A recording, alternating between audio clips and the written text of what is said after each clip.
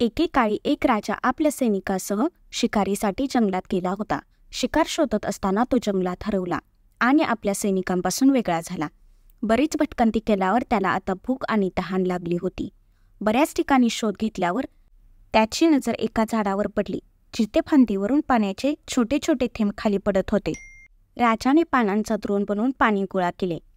राजाने पाणी पिण्यास सुरुवात करणार इतक्यात एक पोपट आला आणि त्याने द्रोणावरती झापड मारली आणि द्रोण खाली पाडला. राजाला वाटले की पोपटाला तहान लागली असेल आणि म्हणूनच त्याला पाणी प्यावेसे वाटले असेल, पण चुकून त्याने झपाटून पाणी सांडले. असा विचार करून राजा पुन्हा रिकामा द्रोण भरू लागला. बऱ्याच वेळाने पुन्हा द्रोण भरला. राजाला आनंद झाला आणि त्याने द्रोणाला उचलताच पोपटाने पुन्हा एकदा त्यातील पाणी सांडले. राजाला खूप राग आला. त्याने आपली तलवार उचलली आणि पोपटावर वार केला. पोपट निष्प्राण होऊन जमिनीवरती पडला. राजाला वाटले की आता तो शांतपणे पाणी गोळा करून त्याची तहान भागवेल. असा विचार करून तो पाणी गोळा करण्याच्या ठिकाणी परतला तेव्हा त्याच्या पायाखालची जमीनच सरकली, कारण त्याच फांदीवर एक विषारी साप झोपला होता. त्या सापाच्या तोंडातून लाळ टपकत होती. राजाला जे पाणी वाटले होते ते त्या सापाची विषारी लाळ होती.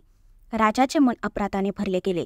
तो स्वतःशी बोलू लागला, जर मी संतांनी सांगितल्या अहिंसेच्या मार्गावर चाललो असतो आणि माझ्या रागावर नियंत्रण ठेवले असते, तर आज माझ्या कल्याणाचा विचार करणाऱ्या निष्पाप पक्षाचा जीव माझ्या हातून गेला नसता. राजाला त्याच्या वागण्याचा खूप पश्चाताप होत होता. या कथेतून आपण हे शिकतो की आपण आपल्या रागावरती नियंत्रण ठेवले पाहिजे.